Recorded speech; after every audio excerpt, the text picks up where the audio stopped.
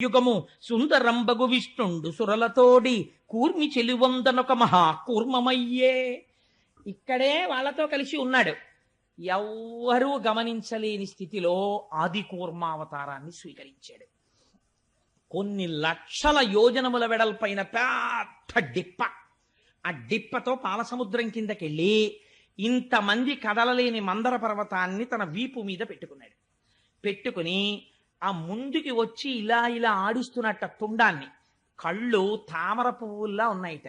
4 కాళ్ళు కదపకుండా అలా పట్టుకుని ఉన్నాడు పాలసముద్రం కింద. ఇప్పుడు తానే ఆధారం అయ్యాడు, మందరగిరి మళ్ళీ పడిపోకుండా, వీళ్ళు సరిగ్గా తిప్పలేకపోతున్నారని పట్టుకున్నాడు. పట్టుకుని ఆ ఆహారం అది నిజంగా తింటే ఈ బ్రహ్మాండములన్నింటినీ తిని జీర్ణం చేసుకోగలదు అంత కడుపు.